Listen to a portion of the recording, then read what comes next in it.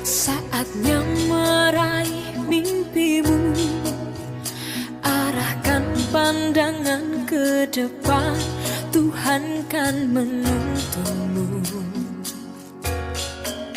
Sadarilah masa berganti, tantangan kan kita hadapi, bergandeng tangan untuk negeri, era kita menanti berseri.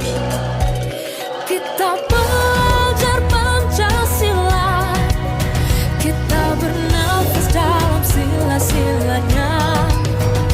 Kita belajar Pancasila, ayo kita jaga untuk Indonesia. Bersatu dalam perbedaan, berpegang tangan dan berlari. Singkirkan egomu, oh kawan, demi negeri ini. Jadilah generasi emas, cerdas berkarakter, itu kita. Berjuang dan harus berani, kita terus torehkan prestasi.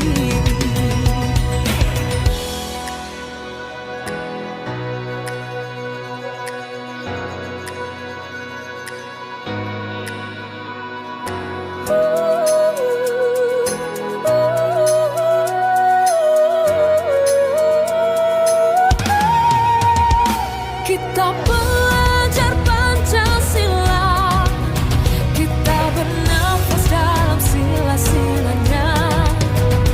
Kita belajar Pancasila, ayo kita jaga untuk Indonesia.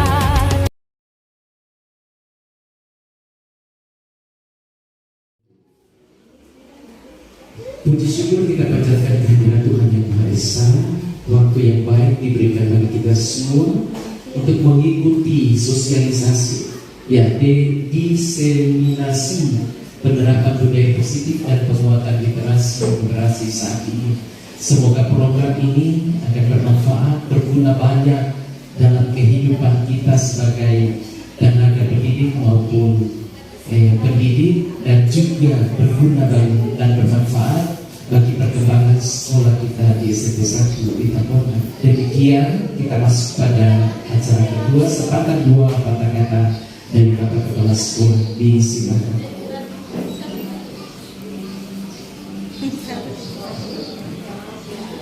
Bismillahirrahmanirrahim. Assalamualaikum warahmatullahi wabarakatuh. Dan pagi dan saudara-saudara sekalian, Om Buddha. Alhamdulillah, saya bersyukur atas nikmat yang diberikan oleh Allah Subhanahu wa Ta'ala.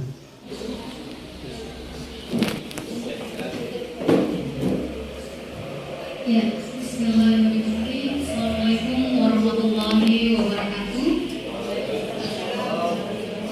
Puji syukur kehadirat Tuhan Yang Maha Esa yang memberikan nikmat dan inayahnya, sehingga pada pagi hari ini kita diberi kesempatan dan berkumpul di tempat ini dalam rangka kegiatan berbagi diseminasi penerapan budaya positif dan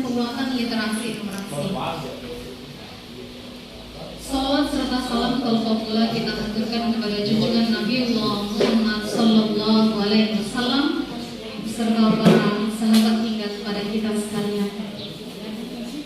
Yang saya hormati Bapak Kepala Sekolah SMP Negeri 1 Hitapunda, yang saya hormati Bapak Wakil Kepala Sekolah, hingga kepada Bapak Ibu Guru yang berbahagia. Pada kesempatan kali ini,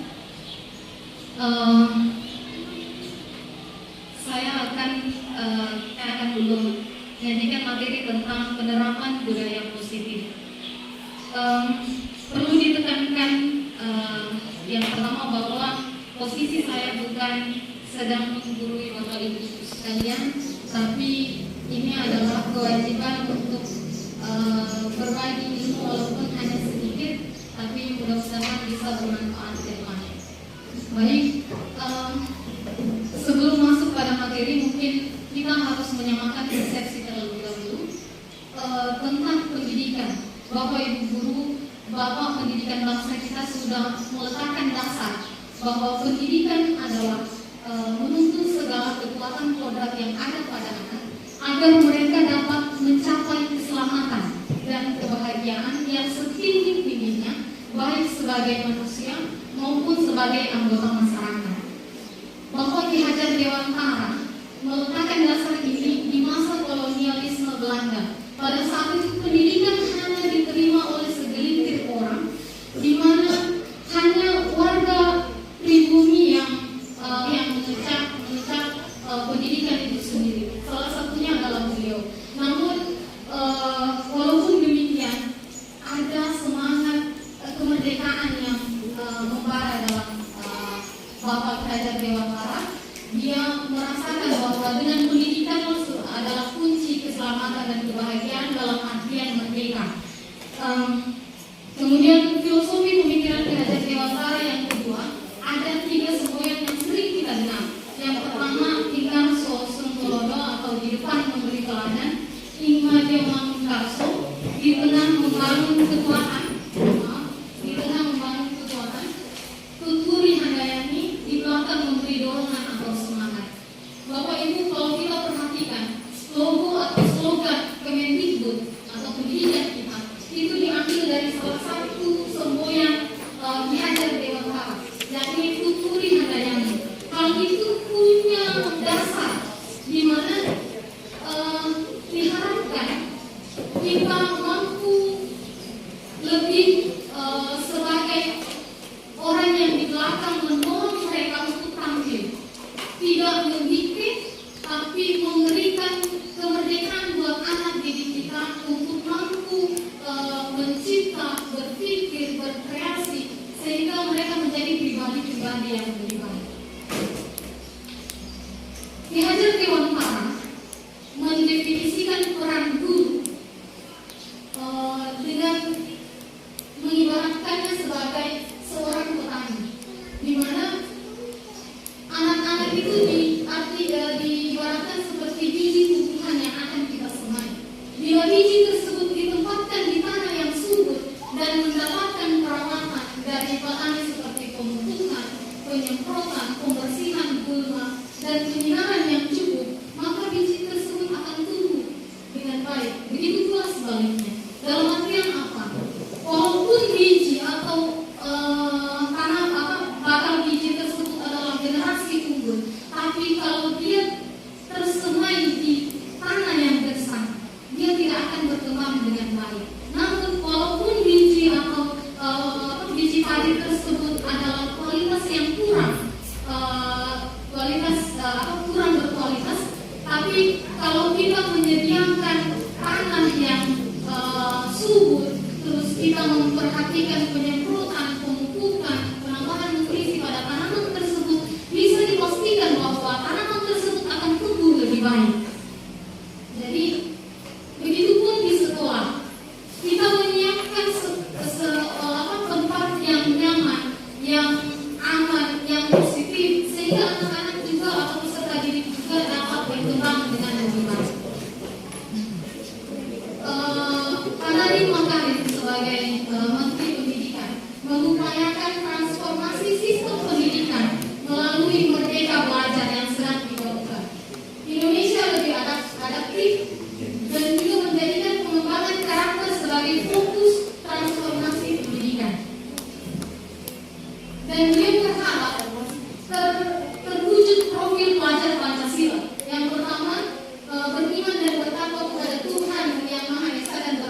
mulia. Yang kedua, berkebinekaan global. Yang ketiga, bergotong royong. Ini yang harus ada dalam pelajar kita. Kreatif, bernalar kritis, dan mandiri. Ini adalah cita-cita besar yang tidak mungkin hanya dicapai dalam 1-2 tahun. Ini punya berkesinambungan sehingga peran kita sangat diharapkan mampu melahirkan profil pelajar Pancasila. Nah, pada kesempatan kali ini penerapan budaya positif ada 7 hal yang akan kita bahas. Pertama, perubahan paradigma belajar. Kedua, disiplin positif. Ketiga, motivasi perilaku manusia. Keempat, kebutuhan dasar manusia. Posisi kontrol guru, keyakinan kelas, dan segitiga resiko. Yang pertama, perlu kita mengetahui ada miskonsepsi tentang teori kontrol. Dalam paradigma kita menganggap bahwa guru bisa mengontrol murid. Sebenarnya itu adalah ilusi. Yang kedua, ilusi bahwa semua penguatan positif itu efektif.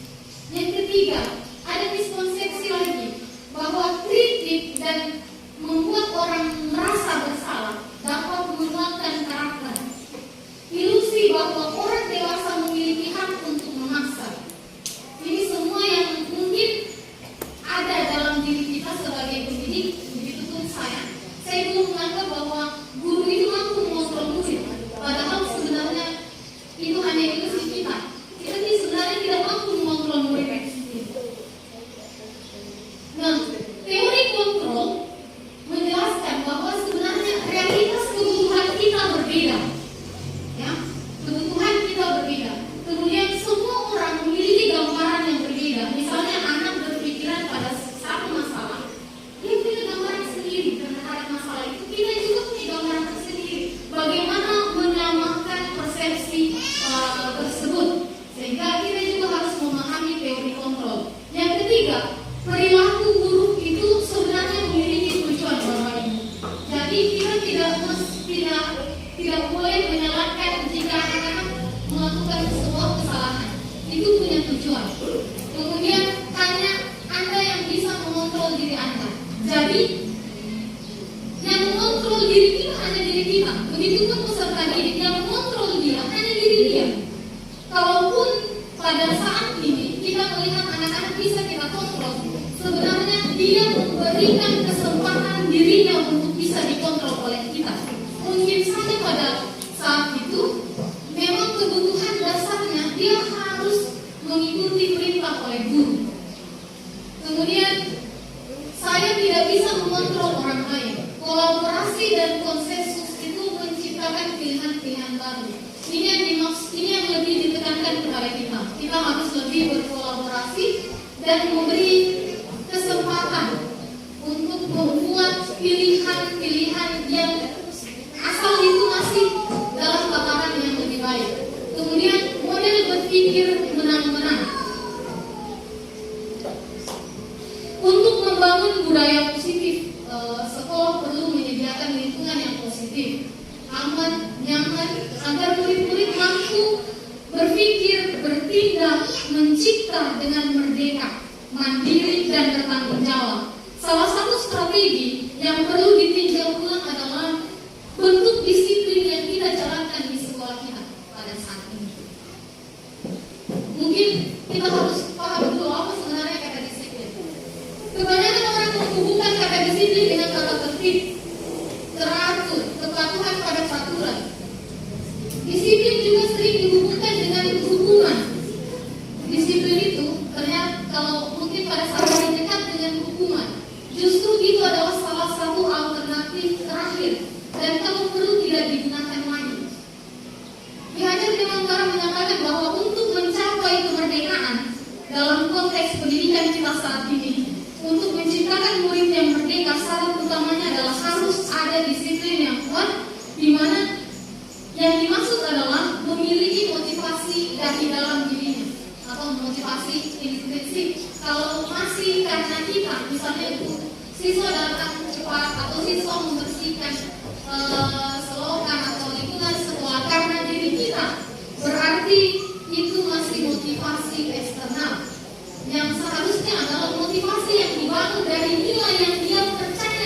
meyakini bahwa kebersihan itu adalah sebagai alternatif kita menjaga kesehatan di sekolah. Ini dimaksud dengan self-disiplin. Motivasi, kita masuk pada motivasi perilaku manusia. Menurut Diana Gosen dalam bukunya Restrictions School Discipline menyatakan ada 3 alasan motivasi perilaku manusia. Pertama, untuk menghindari ketidaknyamanan. Misalnya dia dihukum nanti push up kalau dapat terlambat, itu berarti dia mengikuti kita, kontrol kita karena dia untuk menghindari ketidaknyamanan atau hukuman.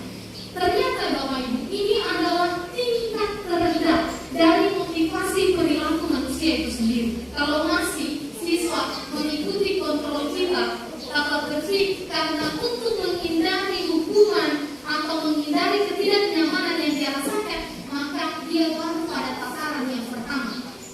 Yang kedua, untuk mendapatkan imbalan atau penghargaan dari orang lain.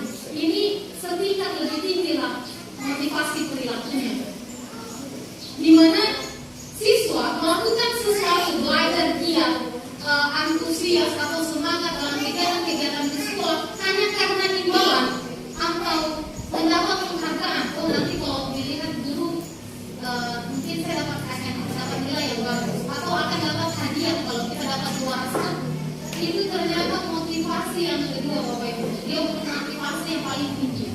Yang ketiga, untuk menjadi orang yang mereka inginkan.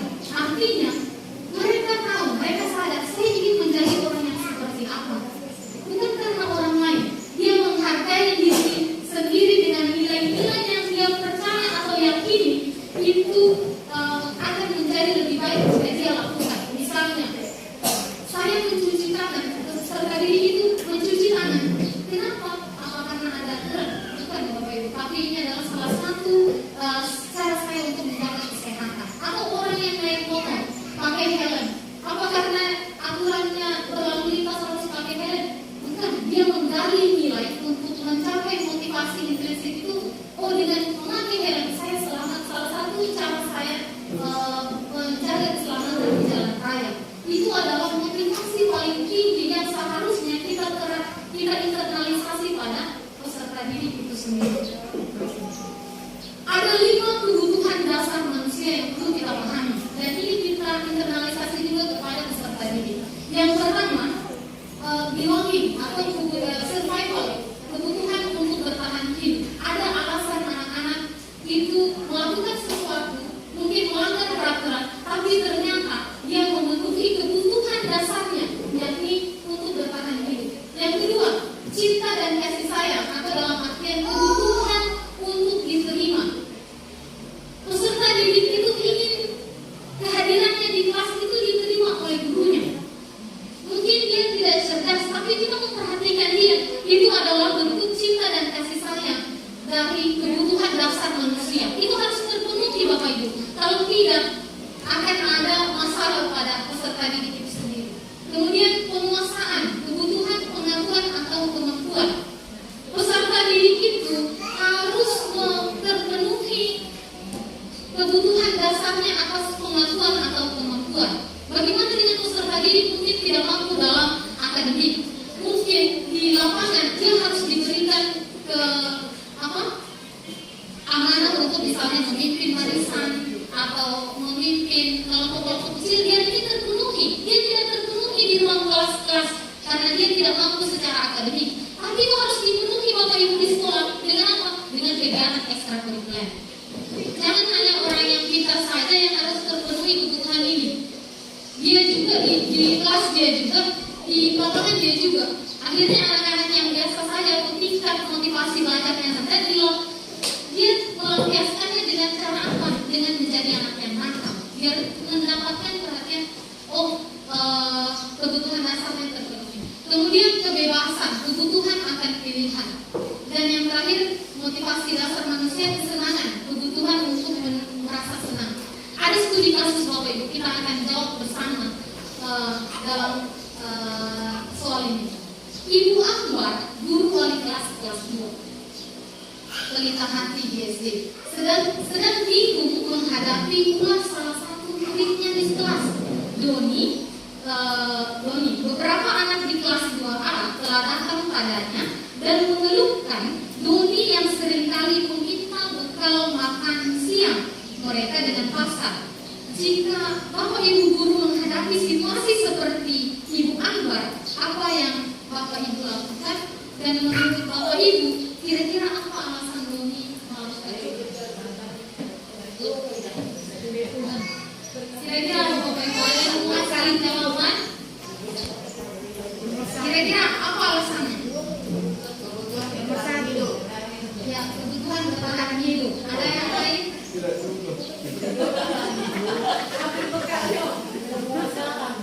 Ada yang lain Bapak Ibu?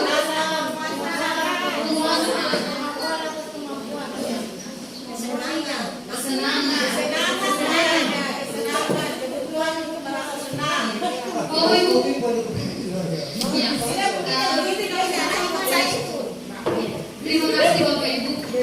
Masalah kasus ini, masalah tentang Doni dan Ibu Anwar.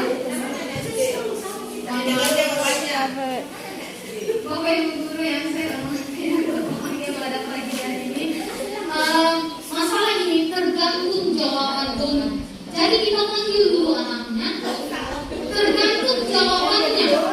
Misalnya, dalam kasus Doni di atas, apabila jawaban Doni ketika ditanya oleh Ibu Anwar karena dia lapar dan orang tuanya tidak membawakan bekal makan siang, maka kebutuhan dasar yang sedang berusaha dipenuhi oleh Doni adalah kebutuhan untuk bertahan hidup. Iya, pada saat itu orang lapar tidak bisa lagi berpikir, akhirnya memaksa temannya untuk memberikan bekal makan siang. Tapi kalau jawaban Doni dalam kasus ini mengambil bekal makan siang temannya karena dia merasa senang temannya jadi memperhatikan dia, jadi dia butuh perhatian. Ketika temannya melaporkan tindakan itu pada gurunya, gurunya memberitahu orang tua sehingga orang tuanya jadi memperhatikan dia, maka kebutuhan dasar yang sedang dipenuhi oleh Doni adalah kebutuhan akan kasih dan sayang. Berarti tidak diperhatikan oleh orang tuanya. Tapi kalau jawaban Doni dari kasus di atas, dia merasa hebat ketika temannya jadi takut dengan dia dan menuruti keinginannya, maka sebetulnya Doni sedang berusaha memenuhi kebutuhan dasar akan kekuasaan. Jadi butuh penanganan yang berbeda Bapak Ibu. Terus kalau jawaban Doni atas kasus di atas bahwa dia merasa bosan dengan bekal makanan yang dibawakan ibunya dari rumah, karena ibunya selalu membawakan bekal makan siang yang sama, misalnya cuma telur-telur tiap hari dikasih bekal. Dia merasa bosan Bapak Ibu, sehingga mencoba makanan teman-temannya yang beraneka ragam. Maka Doni berusaha memenuhi kebutuhan dewasa. Tapi dalam jawaban di atas, jika dia melakukannya karena iseng atau menikmati ekspresi wajah teman-temannya yang besar karena diambil makanannya, dan menurut dia ekspresi teman-temannya itu lucu, ada anak-anak yang seperti ini Bapak Ibu. Dan itu butuh penanganan khusus. Dia sedang melihat ekspresi wajah teman-temannya yang lucu ketika dia iseng seperti itu. Jadi maka dia sedang berusaha memenuhi kebutuhannya akan kesenangan. Apakah ini masalah? Bukan Bapak Ibu, karena memang masa-masa anak peralihan seperti anak SMP seperti ini, keinginannya untuk bermain itu lebih tinggi daripada belajar, sehingga pasti ada jawaban yang seperti ini. Kemudian posisi kontrol guru. Yana Gosen dalam bukunya Restriction School Discipline ada 5 posisi kontrol guru. Yang pertama, guru posisi kontrol penghukum. Seorang penghukum bisa menggunakan hukuman fisik maupun verbal. Kedua, membuat orang merasa bersalah. Misalnya seperti ini, ibu kecewa dengan kamu karena tadi ibu pikir kamu adalah anak yang baik. Itu sebenarnya membuat orang merasa bersalah. Ini lebih berbahaya daripada penghukum. Teman, guru pada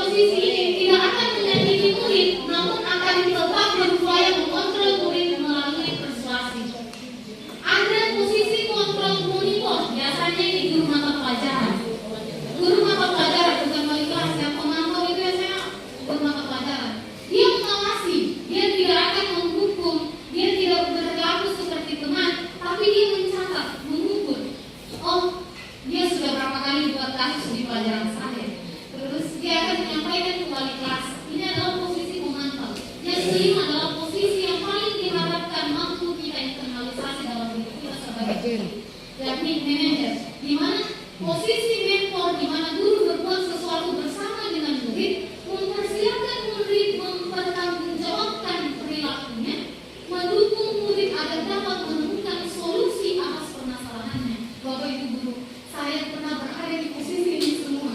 Saya pernah menjadi penghukum, saya pernah membuat orang merasa bersalah, saya juga pernah menjadi pemantau dan berusaha sekarang untuk menjadi seorang manajer. Bapak Ibu guru yang berbahagia, di sini kita lihat identitas gagal dan identitas berhasil. Penghukum, guru yang mengambil posisi penghukum dan membuat orang merasa bersalah, itu adalah perilaku kontrol negatif. Sedangkan teman, pemantau, dan manajer adalah perilaku kontrol positif yang seharusnya bisa kita ambil. Kalau mungkin kita tidak mampu menjadi manajer, kita paling tidak kita berada di antara teman, pemantau, atau manajer.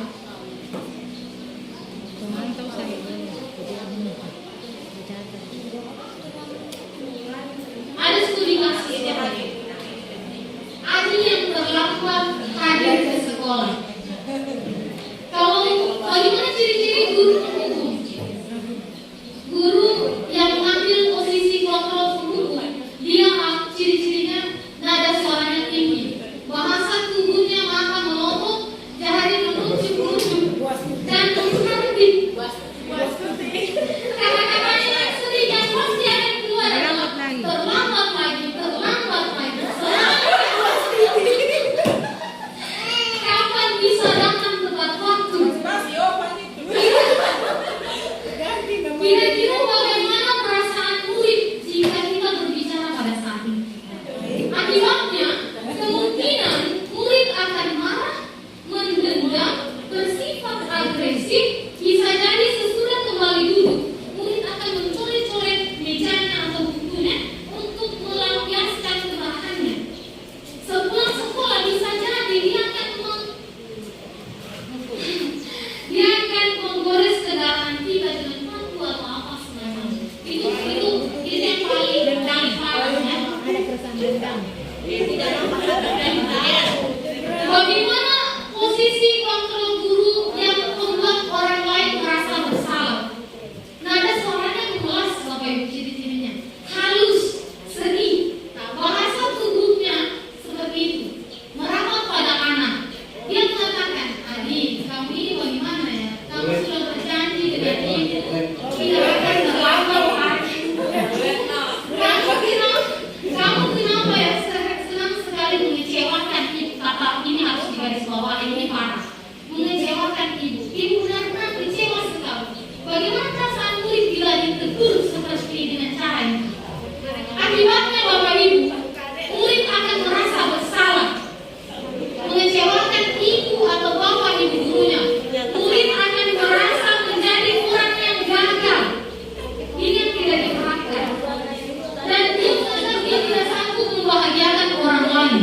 Kadangkala sikap seperti ini lebih berbahaya dari sikap penghukum, karena emosi akan tertanam rapat di dalam dan murid menahan perasaan. Tidak seperti murid dengan guru penghukum.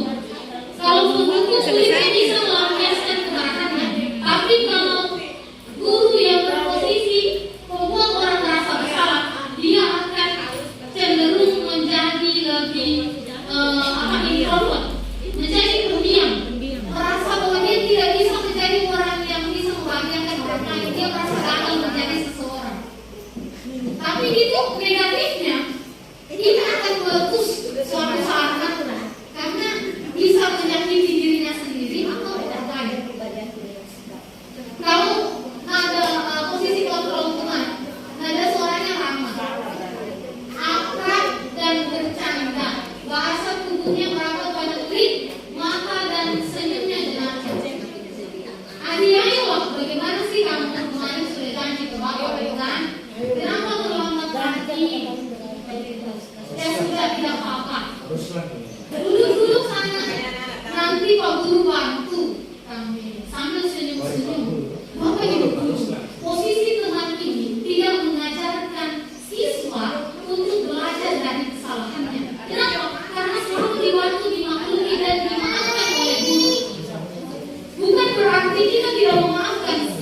peserta didik, tapi ajarkan dia bahwa itu salah, di mana posisi kesalahan dia, bagaimana dia menyelesaikan masalah seperti itu. Kalau kita terus-menerus mengambil posisi kontrol sebagai teman, anak-anak akan tidak mengetahui sesuatu yang baik dan yang benar.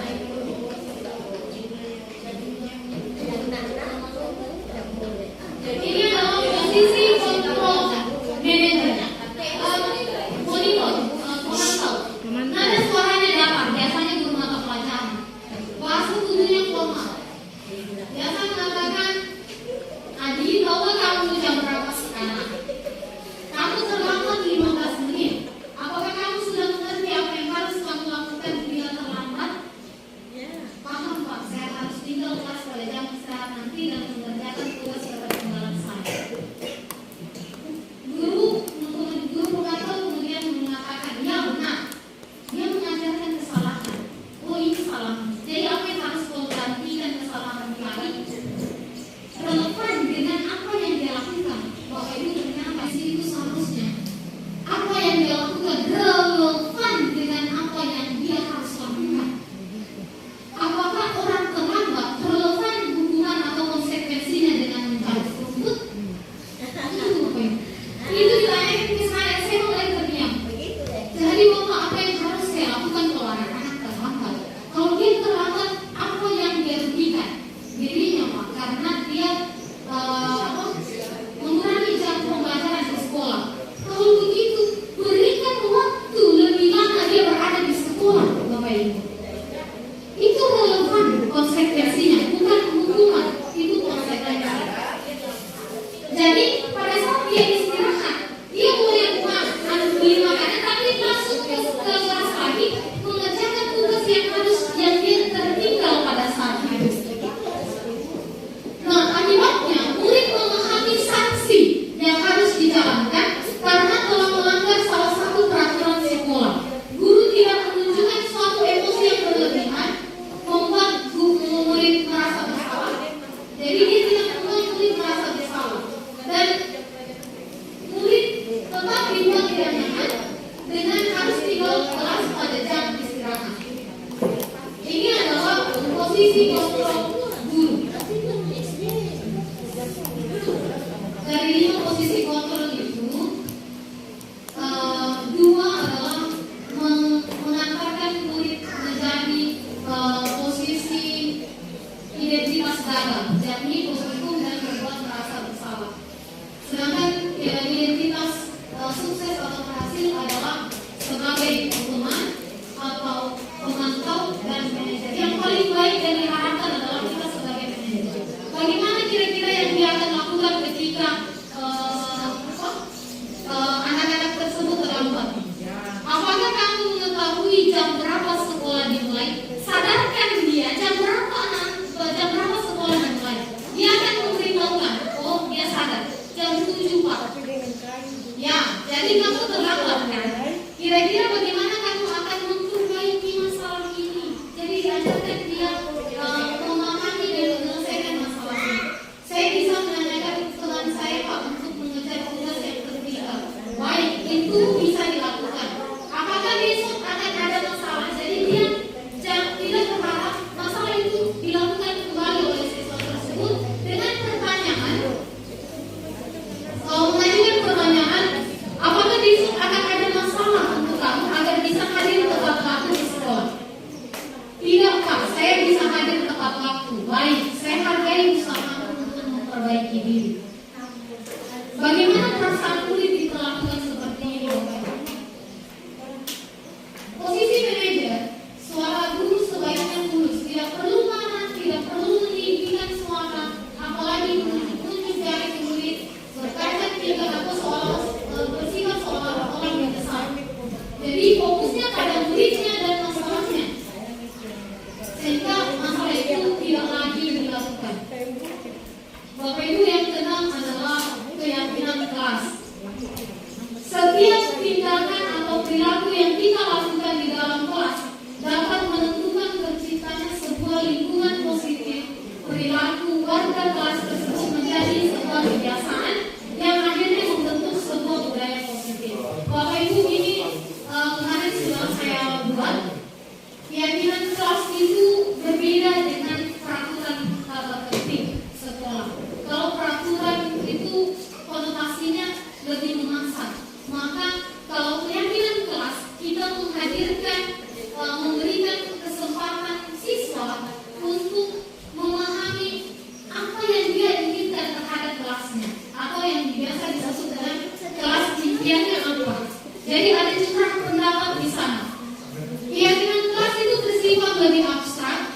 Keyakinan kelas berupa pernyataan-pernyataan yang lebih umum.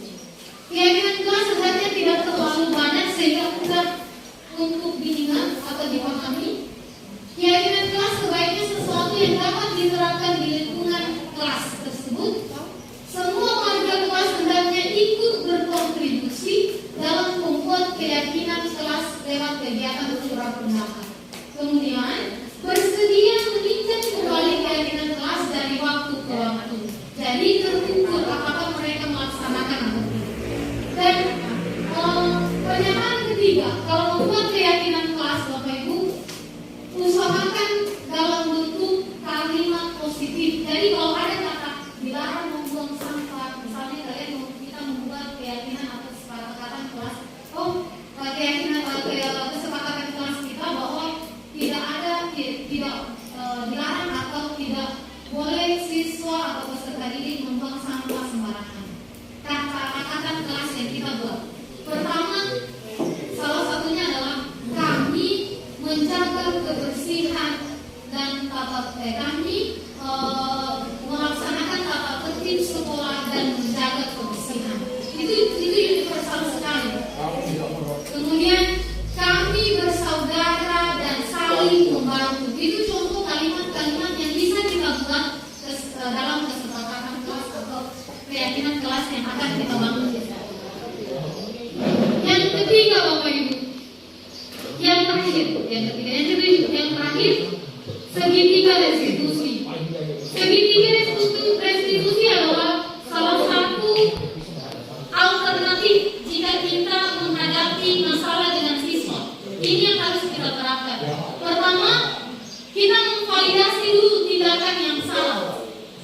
Pertanyaan yang harus kita utarakan adalah apakah kamu tentu punya alasan mengapa melakukan masalah itu.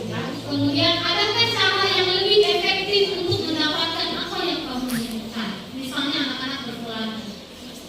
Kita harus mengajak mereka dan melakukan restitusi.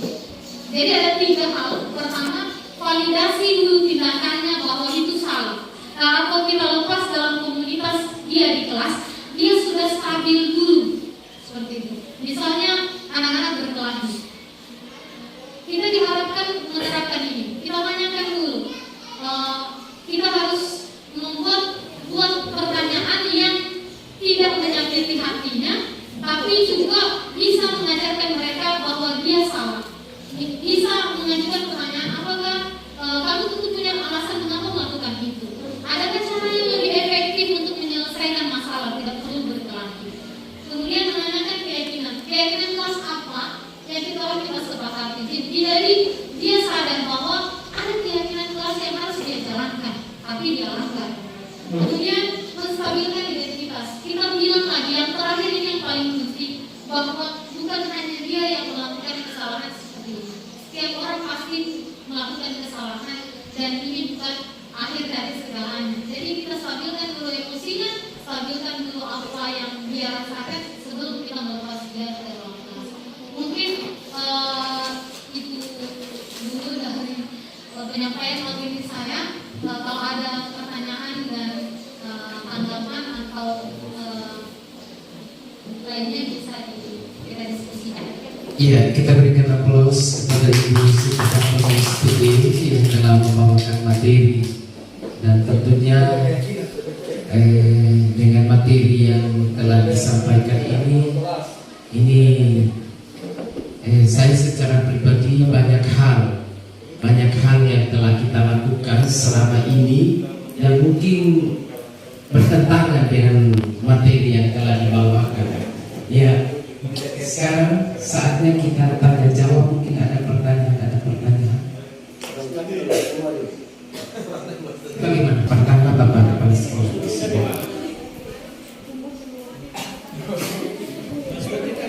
Terima kasih kepada pemateri Siti Fatona. Ada beberapa hal yang sedikit menjadi pikiran saya. Pertanyaan saya banyak. Kurang lebih kurang dari sekian, lebih dari sekian. Yang pertama, kondisi. Misal, budaya hidup sehat, mencuci tangan, memakai masker itu kan sudah ada di sekolah kita. Tapi kita ini hebat dalam memprakarsai, tapi tidak mampu mengeluarkan itu. Bahkan diri kita saja kadang memakai, kadang tidak. Seperti itu pokoknya. Jadi dengan kita saling menguatkan, kita saling memberitahukan dan mengingatkan terus menerus, mudah-mudahan kita bisa menjadi lebih baik dalam proses budaya hidup sehat. Ini saya terapkan di kelas 9B. Kemarin awal masuk sekolah di minggu ini, mereka saya tekankan awal masuk kelas wajib berangkat kelas mengkoordinasi teman-temannya di halaman kelas, koordinasi untuk cuci tangan, minimal cuci tangan sebelum dan pada saat masuk ketika istirahat. Bapak Ibu, ini sudah dijalankan 2-3 hari kemarin. Ternyata tidak efektif. Ada kekurangannya Bapak Ibu. Mungkin sekolah bisa memikirkan ini. Perlu ada 1 atau 2 tempat cuci tangan. Kalau ini setengah jam mereka lakukan, 1 orang, dan menghabiskan tisu Bapak Ibu. Mungkin kita pikirkan perlu ada lap tangan 2 atau 3. Setelah mencuci tangan kita melap, tidak perlu pakai tisu nih. Karena banyak sekali kita boros dalam hal itu. Belum lagi sampahnya. Semua tentulah. Iya. Budaya sopan santun. Ternyata Bapak Ibu, kemarin kan kita punya budaya yang bagus sekali, menjemput anak didik kita di depan apa namanya? Di depan gerbang.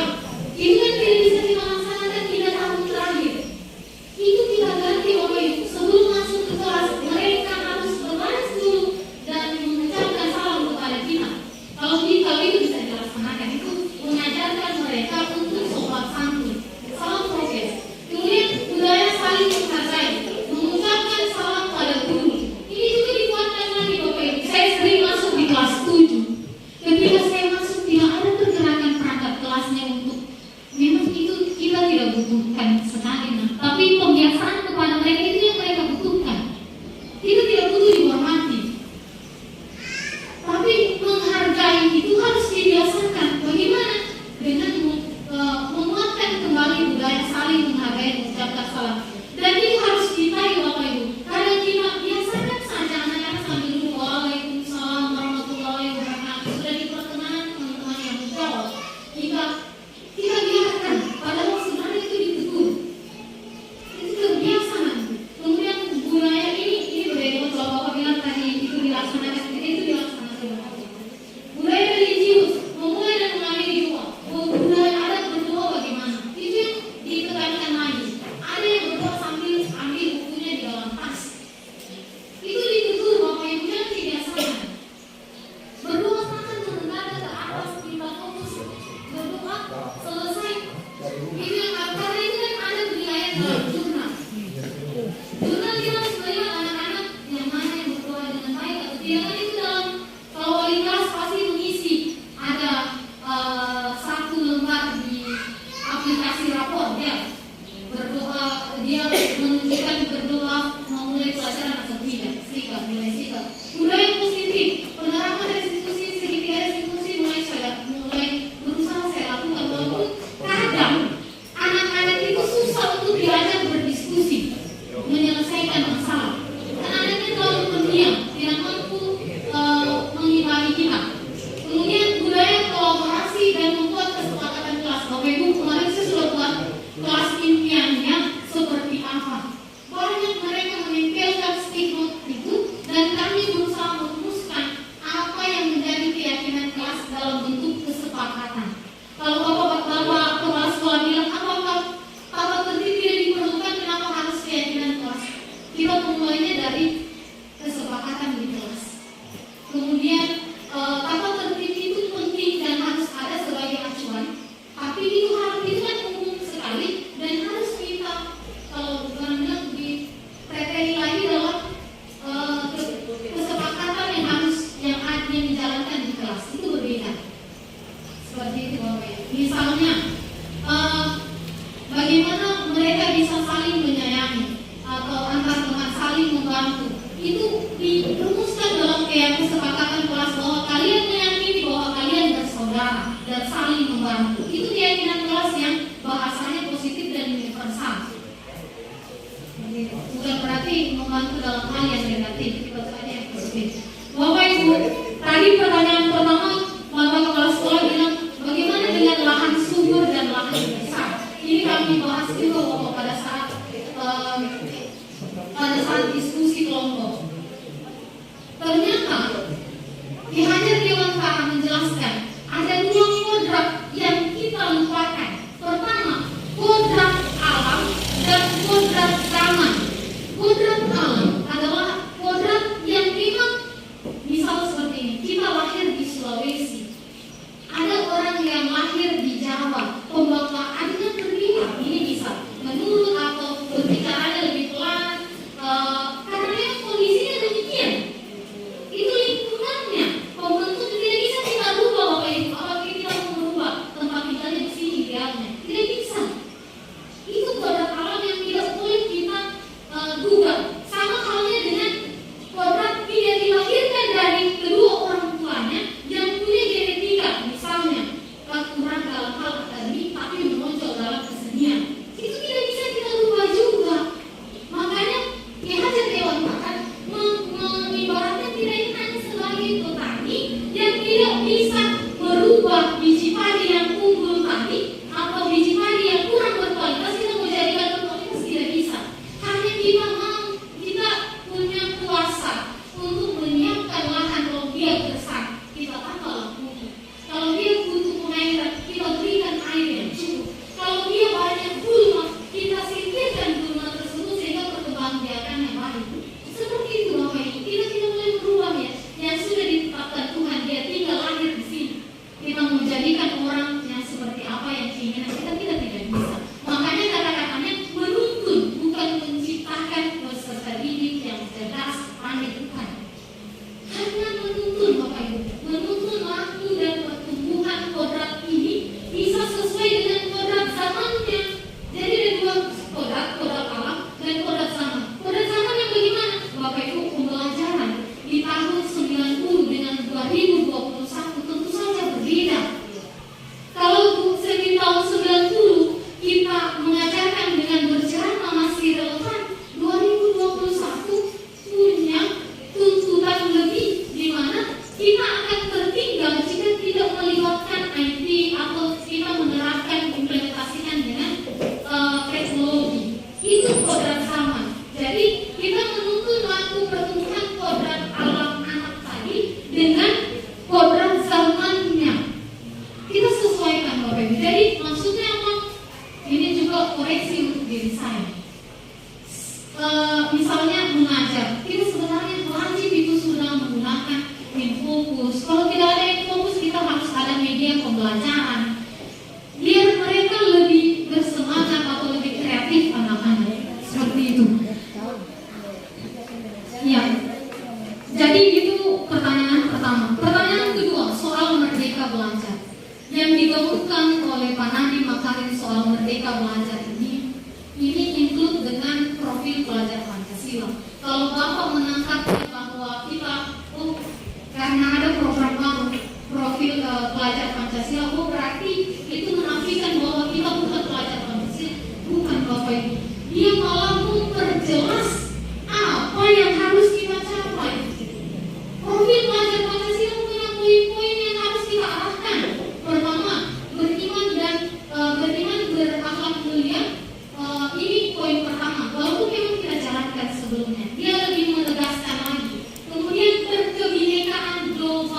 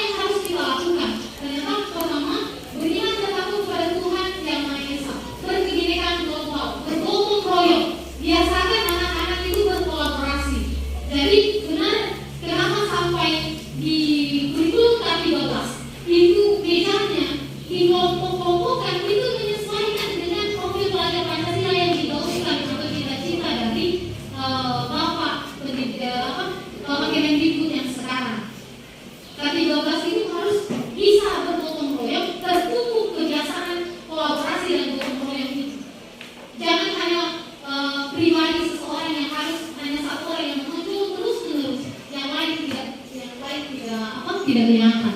Kreatif, bernalar kritis, ini semua adalah poin-poin dari Merdeka Belajar. Ada 5 kontrol guru, Bapak Ibu, saya tekankan lagi bahwa kontrol guru ada 5 kontrol guru ini. Itu kita pernah berada di posisi itu semua. Kita berada di posisi itu. Yang perlu kita untuk ke depan adalah kita belajar. Kita harus berada mengambil posisi kontrol yang seperti apa.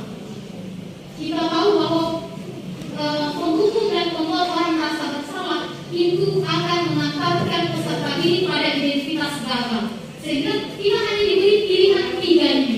Kalau bukan kita menjadi teman, kita harus bisa menjadi pemantau. Kalau bukan menjadi pemantau, kita harus bisa menjadi manajer.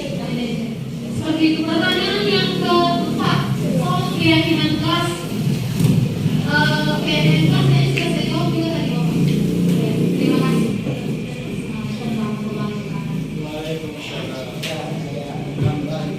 Beberapa hal, jadi langsung saja yang saya tanyakan di sini tentang kontrol guru.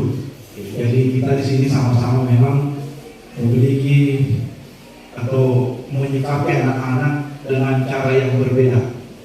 Di sini ada beberapa kontrol guru.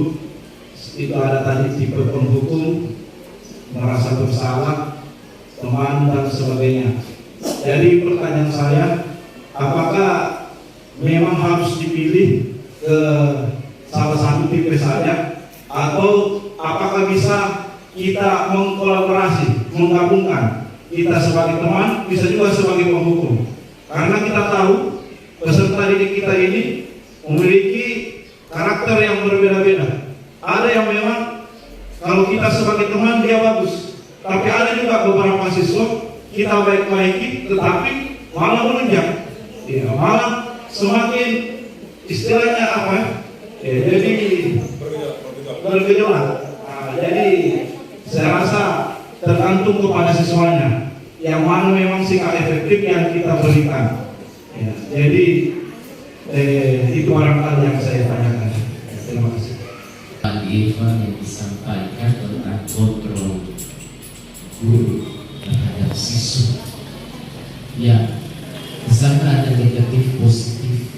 Sementara semua ini kita lakukan di dalam tugas keseharian kita yang positif dan negatif ini. Tapi menurut saya benar yang disampaikan Pak Irfan bahwa harusnya ada kolaborasi di sini. Mengingat juga sifat dan karakter anak didik kita. Saya dapat catat di sini ya, kalau siswa yang normal-normal saja, mungkin ini aturan ini akan berkompeten, akan baik untuk tetapi kalau siswa yang berulang-ulang dengan satu kesalahan atau kasus yang dilakukan, maka ini mungkin ya harus dipertanyakan. Kemudian ada tadi Ibu mencontohkan tentang siswa yang terlambat. Yang terlambat itu mungkin tidak harus diberikan mungkin cabut rumput atau hukuman yang lain, tetapi mungkin diberikan waktu yang lebih dengan keterlambatan itu karena kerugian ada di siswa. Tetapi kita harus ingat juga bahwa kita mengajar ini menggunakan jadwal.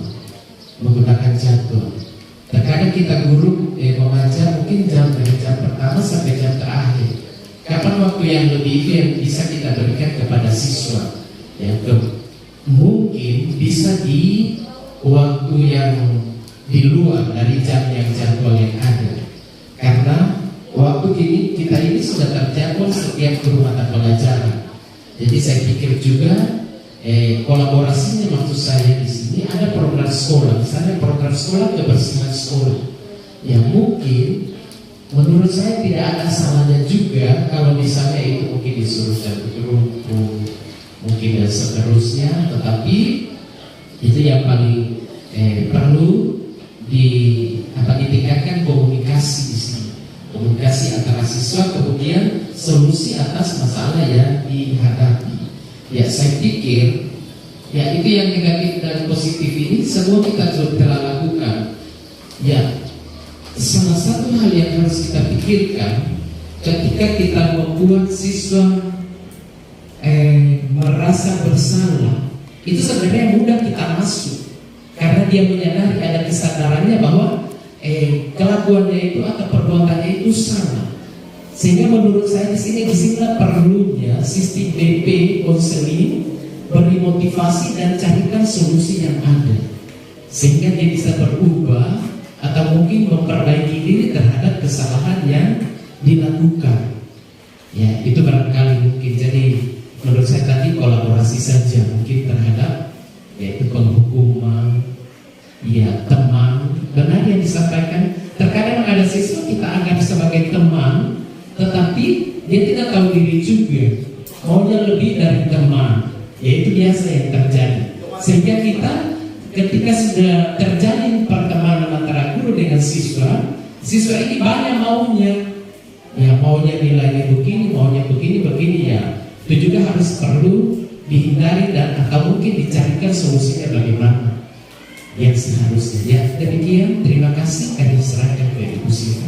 Ya, terima kasih atas pertanyaannya. Pertanyaan dari Pak Andi Irfan tadi bahwa apakah dari kelima kontrol guru tersebut tidak bisakah kita kolaborasi?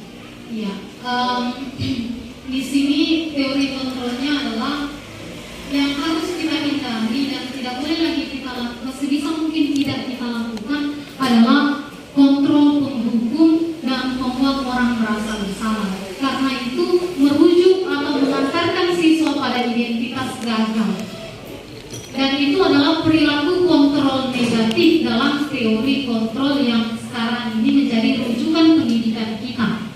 Nah, yang kita diberi kebebasan hanya 3. Jadi perilaku kontrol positif, apakah kita memposisikan sebagai teman, ataukah pemantau, atau manajer. Jadi kalau misalnya kita ingin menyelesaikan suatu masalah dan kita memikirkan kira-kira apakah kita melaksanakan sebagai teman atau pemantau atau manajer. Dan ketika itu, kalau memang bisa dikolaborasikan, posisi itu dibolehkan, tapi hanya di sekitaran perilaku kontrol positif tadi. Dan yang diharapkan kalau bisa kontrol diri dalam hal manajer, karena itu memberikan kesempatan siswa untuk belajar dari kesalahannya,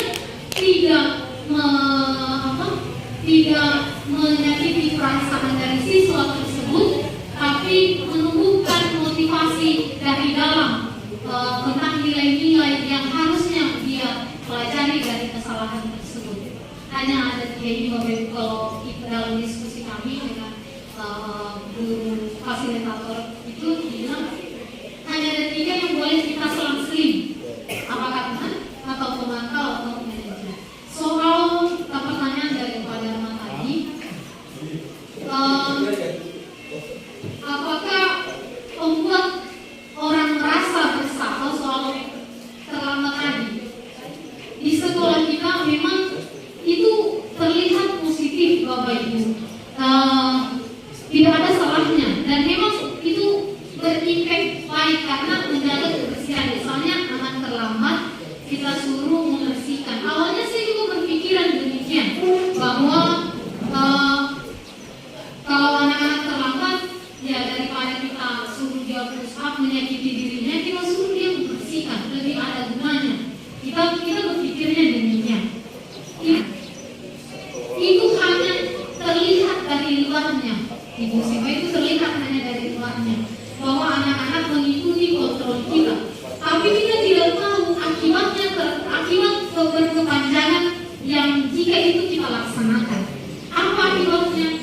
Peserta didik tidak mengenal kesalahannya, tidak belajar dari kesalahannya, tidak mampu menyelesaikan masalah. Nanti ketika keluar dari sekolah, dia ada masalah, dia lari dari tanggung jawabnya, atau menyelesaikan masalah bukan pada inti permasalahannya, mengajarkan bahwa kesalahan misalnya merobek buku teman itu hanya dengan cara memaafkan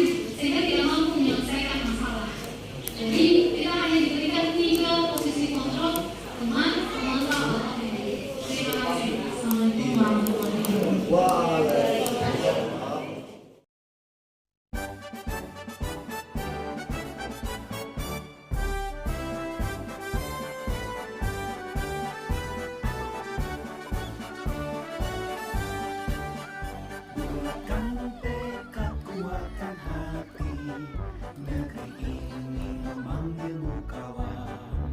Belajar bergerak berbagi untuk negeri, guru penggerak majukan pendidikan. Beberapa bulan ini pengelolaan kelas lebih terarah dari penataan kelas yang nyaman, kebebasan untuk mengungkapkan pendapat, dan kami juga diajak untuk membuat kebijakan kelas yang diambil. Dan di awal semester tahun kemarin kami juga membuat kebijakan kelas yang kelas impian yang kami inginkan. Makasih Rehan.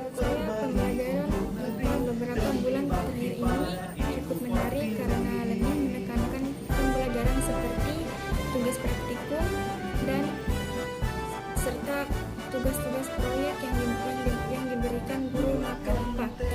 Dan kami juga dibentuk menjadi beberapa kelompok sehingga memudahkan berinteraksi dan memberikan pendapat yang kami inginkan, dan itu memudahkan saya dalam kegiatan ini lebih nyaman dalam kegiatan belajar di kelas.